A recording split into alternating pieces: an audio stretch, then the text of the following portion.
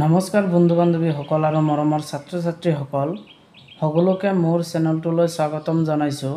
মোৰ এই চেনেলত তোমালোকে সপ্তম শ্ৰেণীৰ গণিতৰ নতুন পাঠ্যপুথিৰ সকলো প্ৰশ্নৰ সমাধান লাভ কৰিব। গতিকে চেনেলটো ছাবস্ক্ৰাইব কৰি ল'বা আৰু বেল আইকনটো বজাই ৰাখিবা যাতে পৰৱৰ্তী এনেকুৱা ধৰণৰ ভিডিঅ'সমূহ সোনকালে লাভ কৰে। তেনেহ'লে বলক আমি ভিডিঅ'টো আৰম্ভ কৰোঁ। আজি আমি ক্লাছ 7ৰ এক্সাৰসাইজ 1.2 পঢ়িম। তাৰ আগতে কিছুমান নিয়ম জানিব লাগিব এই অনুশীলনটো কৰাৰ আগতে। তেনেহ'লে চাওঁ আমি পৃষ্ঠা নম্বৰ 14ত আহিবা। তোমালোকে 14ত আহি কিনে ইয়াতে চাবা প্ৰথমতে আছে 1.5 মাল্টিপ্লিকেশ্যনছ অফ ইণ্টিজাৰ্ছ। এইটো আমাৰ লাগিব। ইয়াতে আমি কি পাম? প্ৰথমতে যে multiplying a positive numbers by a negative integers. তাৰমানে আমাক ইয়াত কৈছে যে এটা ধনাত্মক অখণ্ড সংখ্যাক এটা ঋণাত্মক অখণ্ড সংখ্যাৰে পূৰণ। এটা ধনাত্মক অখণ্ড সংখ্যাক যেতিয়া আমি এটা ঋণাত্মক অখণ্ড সংখ্যাৰে পূৰণ কৰিম তেতিয়া আমি এটা ঋণাত্মক অখণ্ড সংখ্যাই পাম। ঠিক আছে, এইটো ইয়াত আছে চোৱা যে পজিটিভ নাম্বাৰ ইনটু মাল্টিপ্লাই কৰিছে চোৱাচোন। পজিটিভ নাম্বাৰ ইজুকেল টু কি হ'ব? পজিটিভ নাম্বাৰে পাম। আমাক কৈছে যে এটা পজিটিভ নাম্বাৰৰ লগত এটা পজিটিভ নাম্বাৰ যেতিয়া আমি পূৰণ কৰিম তেতিয়া কিন্তু আমি পজিটিভ নাম্বাৰে পাম। তাৰমানে ধনাত্মক অখণ্ড সংখ্যাক ধনাত্মক অখণ্ড সংখ্যাৰে পূৰণ কৰিলে ধনাত্মক অখণ্ড সংখ্যাই পাওঁ। যেনেকুৱাকৈ ইয়াতে যদি আমি 3 × 4ৰে পূৰণ কৰোঁ তেনেহ'লে কি হ'ব? 3 4 গুণে 12 হ'ব। এইটো এটা ধনাত্মক অখণ্ড সংখ্যা, এইটো ধনাত্মক অখণ্ড সংখ্যা। তেনেহ'লে আমি ধনাত্মক অখণ্ড সংখ্যাই পাইছোঁ। কিন্তু আমাক ইয়াত কৈছে যে multiplying a positive and integers by a negative integers. যেতিয়াই আমি কি কৰিম? এটা পজিটিভ মানে এটা ধনাত্মক অখণ্ড সংখ্যাৰ লগত এটা ঋণাত্মক অখণ্ড সংখ্যাৰ পূৰণ কৰিম তেতিয়াই কিন্তু আমাৰ কি হৈ যাব? আমাৰ ঋণাত্মক অখণ্ড সংখ্যা হ'ব। তেতিয়া -12 হ'ব। ঠিক আছে, এইটো মনত ৰাখিবা। তাৰপিছৰ পইণ্টটো আমাৰ লাগিব। তাৰপিছত আমাৰ লাগিব পৃষ্ঠা নম্বৰ 16ত এইটো 1.5.2 যে product of two negative integers. যেতিয়া আমি দুটা ঋণাত্মক অখণ্ড সংখ্যাৰ লগত পূৰণ কৰিম তেতিয়া কি হ'ব? তেনেহ'লে চাওঁ আমি দুটা ঋণাত্মক অখণ্ড সংখ্যাৰ লগত পূৰণ কৰি এইটো হৈছে -4 ইনটু আমি -5ৰ লগত পূৰণ কৰিছোঁ। দুয়োটাই ঋণাত্মক অখণ্ড সংখ্যা। কি হ'ব? -আছে প্লাছ হৈ যাব 4 5 গুণে 20 হ'ব। তেনেহ'লে যেতিয়াই দুয়োটাই ঋণাত্মক অখণ্ড সংখ্যাৰ লগত পূৰণ কৰিম তেতিয়াই আমাৰ কি হ'ব? পজিটিভ নাম্বাৰ আহি যাব। এইটো মনত ৰাখিবা। ঠিক আছে, আৰু এইটো তোমালোকক ধুনীয়াকৈ ইয়াতে কিতাপত কৈ দিছে যে এইটো মেইন পইণ্টবিলাক মই কৈ দিছোঁ। তাতে এক্সাৰসাইজ 1.2ত লাগিব। তাৰমানে the product of two negative integers is always a positive number. তাৰমানে যেতিয়াই আমি দুটা নেগেটিভ ইণ্টিজাৰ্ছৰ লগত মাল্টিপ্লাই কৰিম তেতিয়া আমি কি পাম? Is always a positive integers, মানে ধনাত্মক অখণ্ড সংখ্যা পাম। এইটো মনত ৰাখিবা। তাৰ পিছৰ পইণ্টটো লাগিব আমাৰ। এতিয়া আমি কিছুমান বিধি আলোচনা কৰিম। ঠিক আছে, বিধি। তোমালোকে এই বিধিখিনি মনত ৰাখিব লাগিব আৰু বিধিটো অতি প্ৰয়োজন। ঠিক আছে, এই বিধিকেইটা প্ৰথম বিধিটো হৈছে আমাৰ যে অখণ্ড সংখ্যাৰ পূৰণৰ ধৰ্মটো আমি শিকিম। ঠিক আছে, যে প্ৰপাৰ্টিজ অফ মাল্টিপ্লিকেশ্যনছ অফ ইণ্টিজাৰ্ছ, মানে অখণ্ড সংখ্যাৰ পূৰণৰ ধৰ্ম। কিছুমান পূৰণৰ ধৰ্ম আছে। সেইবিলাক হৈছে প্ৰথমতে পূৰণ সাপেক্ষে আবদ্ধ বিধি। এইটো যে চাইছা এইটো হৈছে পূৰণ সাপেক্ষে আবদ্ধ বিধি। এই পূৰণ সাপেক্ষে আবদ্ধ বিধিটো মানে কি? আচলতে পূৰণ সাপেক্ষে আবদ্ধ বিধি মানে হৈছে যে আমি যেতিয়া এটা বস্তুৰ লগত পূৰণ কৰিম, ধৰি লোৱা ইয়াতে 3 × 3 পূৰণ কৰা হৈছে তেতিয়া 3 3 গুণ কিমান হ'ব? 9 হ'ব।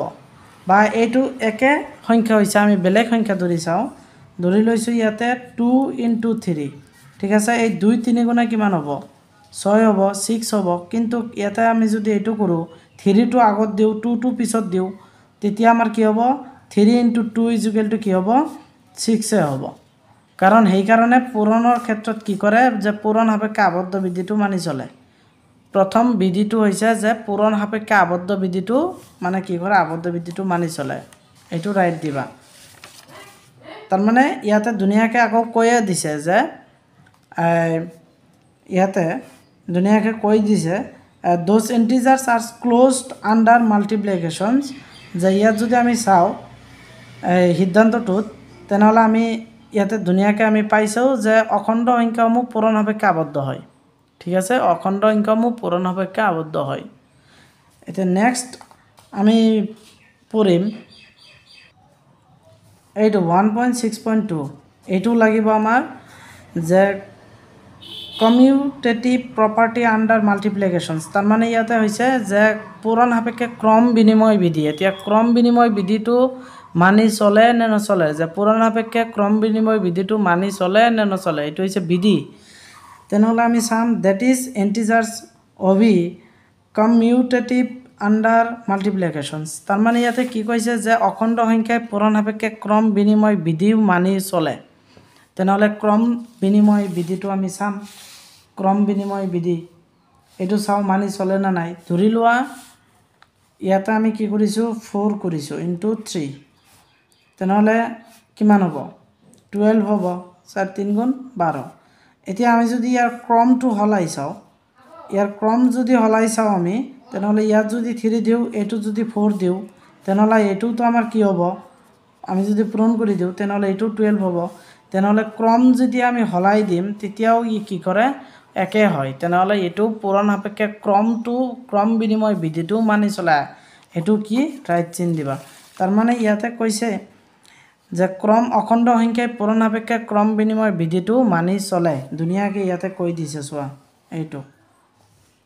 এইটো লাগিব তাৰ পিছত আমাৰ লাগিব অখণ্ড সংখ্যাৰ এইটো 1.6.32 এইটো লাগিব 1.6.3 প্ৰপাৰ্টি অফ মাল্টিপ্লিকেশ্যনছ অফ ইণ্টিজাৰ্ছ বাই 0 তাৰমানে আমি যেতিয়া কোনো এটা অখণ্ড সংখ্যাক শূন্যৰে পূৰণ কৰিম তেতিয়া ই শূন্যই হ'ব এইটো ধুনীয়াকৈ কৈ দিছে ইয়াতে যে প্ৰথমতে ইয়াত কৈছে যে 2ৰ লগত শূন্য পূৰণ মাৰিলে শূন্যই হ'ব -4ৰ লগত শূন্য পূৰণ মাৰিলে শূন্যই হ'ব -26ৰ লগত শূন্য পূৰণ কৰিলেও শূন্যই হ'ব কাৰণ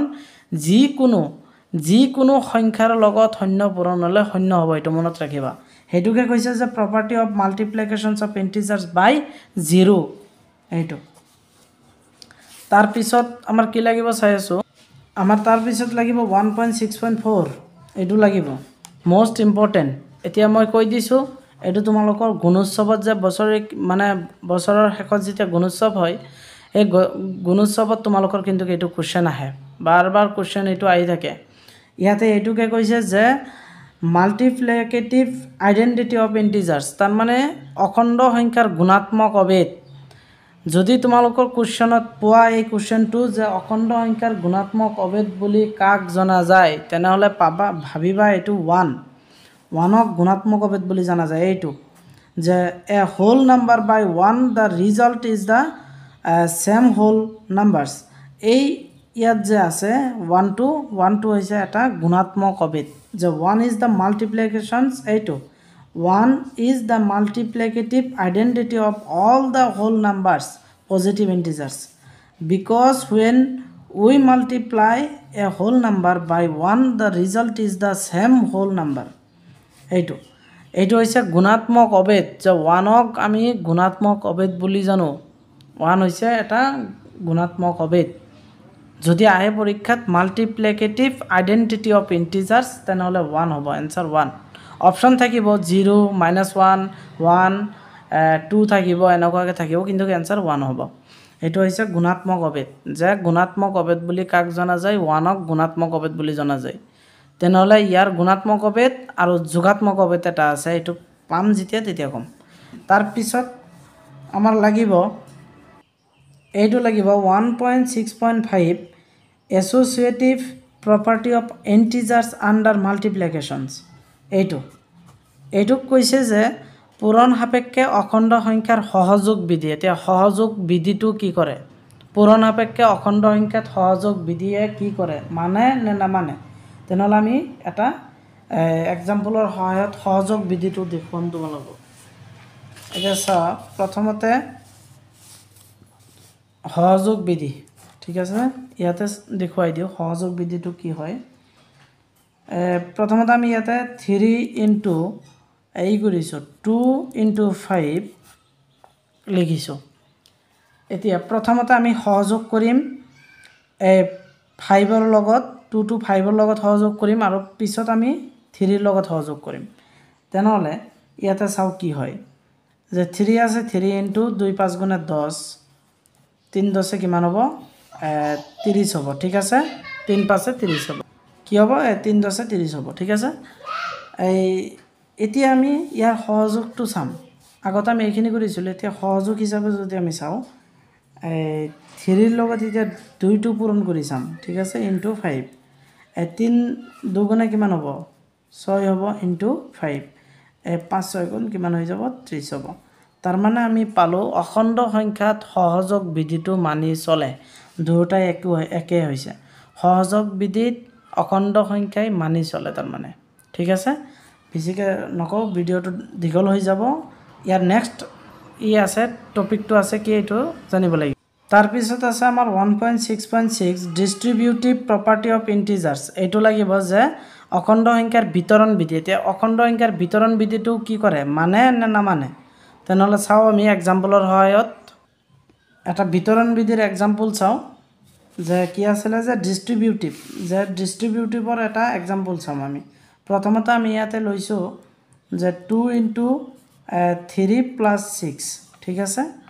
3 plus 6 মানে ই দুইটো এবাৰ 3 ৰ লগত সহযোগ কৰিব আৰু দুইটো এবাৰ 6 ৰ লগত সহযোগ কৰিব তাৰ মানে কেনেকুৱা এইটো তাৰ মানে এই দুইটো 3 ৰ লগত মানে 2 into 3 এইটো প্লাস আছে প্লাস 2 into 6 2 into 6 মানে দুইটাৰ লগতে সহযোগ কৰিলে এতিয়া সহযোগ কৰি কি পাব 2 3 গুণে 6 হ'ব প্লাস আছে প্লাস 2 6 গুণে 12 হ'ব আৰু এইটোক আমি যাই কিমান পাম 18 পাই যাম হয়না 17 7 8 7 8 18 ঠিক আছে তাৰ মানে এইটোক আমি কি লিখিম যেতিয়া আমি এক্সাৰসাইজ কৰিম তেতিয়া ইয়াক লিখিম আমি যে এইটো হৈছে এটা ডিস্ট্ৰিবিউটিভ মানে হৈছে ডিস্ট্ৰিবিউটিভ মানে হৈছে ডিস্ট্ৰিবিউটিভ প্ৰপাৰ্টি অফ ইন্টিজাৰ্স বিতৰণ বিধি এইটো ঠিক আছে এতিয়া ইয়াৰ পিছত লাগিব আমাৰ এইটো যে 1.6.7 easy technique way of finding product মানে ইজি মানে আমি কি কৰিব পাৰি পুৰণৰ নিয়ম মানে আছে ইয়াতে এটা আমি ডাইৰেক্ট এতিয়া এক্সাৰসাইজত যাম আৰু বাকি যিখিনি নিয়ম তোমালোকক দেখুৱাইছো এইখিনি তোমালোকৰ জানিব লাগিব এতিয়া এক্সাৰসাইজ 1.2 মানে আমাৰ এইখিনি কৰাৰ কাৰণে আমি হিবালে নিয়মখিনি শিকি আহিলো ঠিক আছে 1.2 ৰ 1 নম্বৰৰ ৰোমান সংখ্যা 1 ত আছে যে 5 into -2 আমি কি পাইছিলো নিয়মত যে এটা ধনাত্মক অখণ্ড সংখ্যাৰ লগত এটা ঋণাত্মক অখণ্ড সংখ্যা যদি পূৰণ হয় তেনেহলে কি হ'ব ঋণাত্মকই হ'ব এটো নিয়মত আছিল তেনেহলে কি হ'ব যে 5 দুগুণে কিমান হ'ব 10 হ'ব এইটো মাইনাস আছে মাইনাস এইখিনি आंसर তাৰ পিছত 2 নম্বৰটো কিমান আছে এইটো 2 নম্বৰ -3 into 7 ঠিক আছে তেনেহলে ইয়াতে মাইনাস আছে তেনেহলে 7 3 21 হ'ব এইটো মাইনাস আছে মাইনাস তাৰ পিছত 3 নম্বৰটো চোৱা 3 নম্বৰটো আমি চাম 3 নম্বৰটোত আছে যে -4 into -3 এতিয়া কি আছিল নিয়ম এটো যে যেতিয়া দুটা ঋণাত্মক অখণ্ড সংখ্যাৰ লগত পূৰণ হ'ব তেতিয়াই এই ধনাত্মক অখণ্ড সংখ্যা হয় যেতিয়া দুটা ঋণাত্মক অখণ্ড সংখ্যাৰ লগত পূৰণ হয় তেতিয়া এই ধনাত্মক অখণ্ড সংখ্যা হয় তেনেহলে এই মাইনাসে মাইনাসে কি হৈ যাব প্লাস হৈ যাব আৰু 3 4 গুণে কিমান হ'ব 12 হ'ব তাৰ পিছত 3 নম্বৰ গ'ল এতিয়া 4 নম্বৰ এইটো 4 নম্বৰ আছে কিতাপটো অলপ আগুৱাই দিও এতিয়া এইটো 4 নম্বৰটো চোৱা ৰোমান সংখ্যা 4 কি আছে যে -129 into -1 কি হ'ব মাইনাসে মাইনাসে প্লাস হৈ যাব 129 গুণ 129 হ'ব এইটো आंसर তাৰ পিছত কি আছিল 5 নম্বৰটো কি যে -12 into 0 into -17 আমি কি পাইছিলো যে কোনো এটা অখণ্ড সংখ্যাৰ লগত বা ঋণাত্মক হোক বা ধনাত্মক হোক অখণ্ড সংখ্যাৰ লগত যদি 0 ৰে পূৰণ হয় বা শূন্যৰে পূৰণ হয় কি হ'ব শূন্যই হৈ যাব তেনেহলে এইটোৰ आंसर ডাইৰেক্ট শূন্য বহাই দিবা এইটো শূন্য আছে যে শূন্যৰ লগত যি কোনো সংখ্যা পূৰণ হলে শূন্য হৈ যাব তাৰ পিছত এইটো গ'ল 5 নম্বৰ এতিয়া 6 নম্বৰটো চাও এইটো 6 নম্বৰ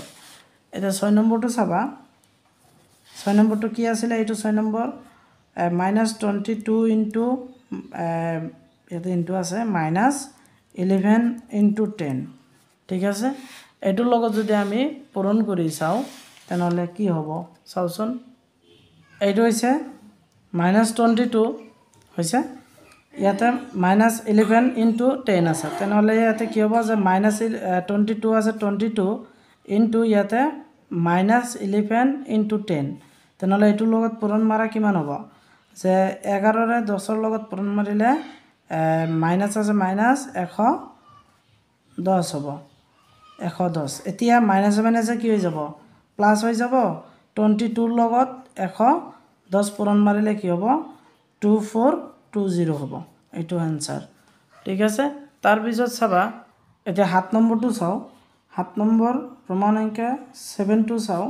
কিমান আছে যে 13 ইনটু -5 ইনটু -3 তেনেহ'লে এটুক যদি আমি চাও ইয়াতে কি আছে 13 আছে 13 মাইনাস আৰু ইয়াতো মাইনাস আছে তাৰ মাইনাসে মাইনাসে কি হৈ যাব প্লাস হৈ যাব তেনেহ'লে 5 3 15 হ'ব এতিয়া 15 13 লগত পূৰণ মাৰিব লাগিব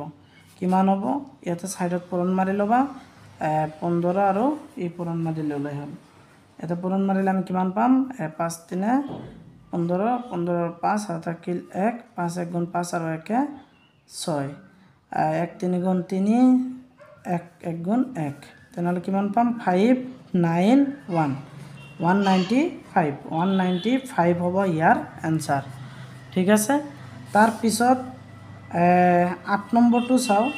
ৰোমান সংখ্যা 8 -27 into -31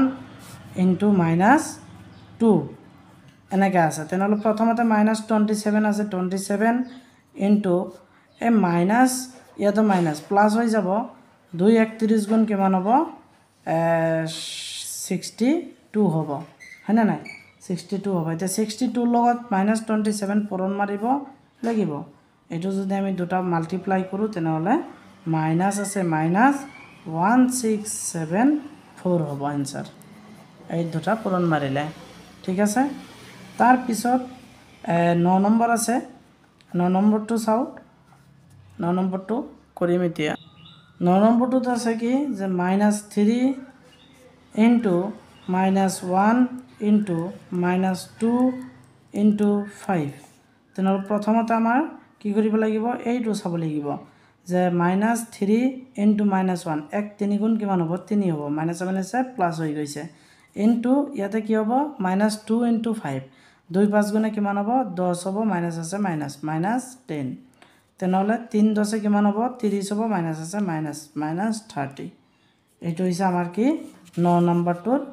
আনসাৰ ঠিক আছে এতিয়া আমাক 2 নম্বৰ কোৱেশ্চনটো চাও আমি 2 নম্বৰটোত কৈছে যে verify whether true or false মানে কোনটো শুদ্ধ নে অশুদ্ধ ক'ব দিছে তেনেহ'লে আমি যদি চাও প্ৰথমতে 1 নম্বৰটোত আছে আমাৰ 27 ইনটু যে ইয়াতে দ্বিতীয় ব্ৰেকেট আছে প্ৰথম ব্ৰেকেট -5 ক্লোজিং ব্ৰেকেট +10 দ্বিতীয় ব্ৰেকেট ইকুয়াল টু আকৌ ইয়াতে এনেকুৱাকৈ দিছে তাৰ মানে আমি এটো নিয়ম জানিব লাগিব আমি কি পাইছো সহযোগ বিধি পৰাই আহিলো যে সহযোগ বিধি নিয়মটো চাইছা তোমালোকে যে এইটো চোৱা সহযোগ বিধিত কি হৈছে 27 টো এবাৰ -5 ৰ লগত পূৰণ হৈছে 27 এবাৰ 10 ৰ লগত পূৰণ হৈছে তেনেহ'লে এইটো কি হ'ব শুদ্ধ হ'ব ঠিক আছে এইটো হৈছে সহযোগ বিধিত এইটো হৈছে তাৰ পিছত আমি চাও 2 নম্বৰটো 2 নম্বৰটো আছে -25 -16 -24 আকৌ ইয়াতে কৈছে -25 আকৌ ইয়াতে কি দিছে যে -16 ইয়াতে -24 কিন্তু ইয়াতে কি কৰা নাই ইয়াতে সহযোগ বিধিও কৰা নাই আৰু এই দ্বিতীয় ব্ৰেকেটটো দিয়া নাই ইয়াতে তেনেহ'লে এইটো অশুদ্ধ হ'ব এইটো ফলস এতিয়া 3 নম্বৰটো কৈছে a minus b is equal to a plus b where a is equal to -75 b is equal to -20 তাৰ মানে কৈছে a ৰ মান যদি -75 হয় আৰু b যদি -20 হয় তেনেহ'লে a minus b is equal to a plus b দুটা কি হ'ব দুটা সাইড ইয়াত এটা হৈছে এইটো আৰু এটা হৈছে এইটো দুটা কি হ'ব একে হ'ব না তেনেহ'লে আমাৰ এইটো অংক কৰিব লাগিব অংক কৰি আমি চাম এইটো একে হয় না নাই এতিয়া চাওঁ আমি সূত্ৰটো আগতে লিখি ল'ব লাগিব সূত্ৰটো আমি আগতে লিখি লওঁ এইটো 2 নম্বৰৰ ৰোমান সংখ্যা 3 এটো কি হ'ব মাইনাছ আকৌ minus B equal two A plus B এই দুটাক মান বহাম আমি ঠিক আছে এতিয়া প্ৰথমতে আছে আমাৰ কি এৰ মানটো কিমান আছিলে এৰ মানটো আছিলে আমাৰ -75 ঠিক আছে তাৰপিছত ইয়াতে মাইনাছ আছে সূত্ৰ মতে মাইনাছ আছে মাইনাছ তাৰপিছত ইয়াতেও মাইনাছ আছে কাৰণে ইয়াতে দ্বিতীয় ব্ৰেকেটটো দি ল'বা ঠিক আছে ইয়াতে কি আছে মাইনাছ আছে এইটো মাইনাছ এতিয়া বিৰ মান কিমান আছিলে এইটো বিৰ মান -20 তেনেহ'লে এইটো -20 হৈছে এতিয়া দ্বিতীয় ব্ৰেকেট ক্লোজিং ইজুকেল টু এতিয়া এর মান কিমান -75 প্লাস আছে প্লাস বির মান কিমান -20 তেনেহ'লে ইয়াত -20 দিয়া হৈ গ'ল এতিয়া আমি এইটো কৰিব লাগিব দুটা সাইড একে হয় না নাই আমাৰ চাব লাগিব ইয়াতে কি আছে -75 আছে -75 এইটো -75 কি হৈ যাব প্লাস হৈ যাব আৰু ইয়াতে কি আছে মাইনাস আছে তেনেহ'লে প্লাসে মাইনাসে মাইনাস হ'ব -20 ইজুকেল টু ইয়াতে -75 আছে মাইনাসে প্লাসে মাইনাসে কি হ'ব -20 তেনেহ'লে দুটা সাইড একে হৈ গ'ল দেখোন -75 -20 আৰু ইয়াতো -75 -20 ঠিক আছে তেনেহ'লে মাইনাসে মাইনাসে কি হৈ যাব প্লাস হৈ যাব তেনেহ'লে 75 আৰু 20 যোগ কৰিলে হ'ল কিমান হ'ব দুটা -95 হ'ব ইজুকেল টু ইয়াতো সেম হ'ব -95 তেনেহ'লে এইটো কি হ'ব ট্ৰু হ'ব ঠিক আছে ট্ৰু এইটো শুদ্ধ ট্ৰু হ'ব দুটা সাইড একে হ'ল ঠিক আছে আজিৰ ভিডিঅ'টোত আমি এইখিনিকে ৰাখিম আমি নেক্সট ভিডিঅ'টোত আমি 3 নম্বৰ কোৱেশ্যনৰ পৰা আলোচনা কৰিম 3 4 5 আৰু 6 নম্বৰলৈকে আলোচনা কৰিম ঠিক আছে তোমালোকে মোৰ ভিডিঅ'টো ভাল লাগিলে লাইক কৰিবা শ্বেয়াৰ কৰিবা আৰু কমেণ্ট কৰি জনাবা থ্যাংক ইউ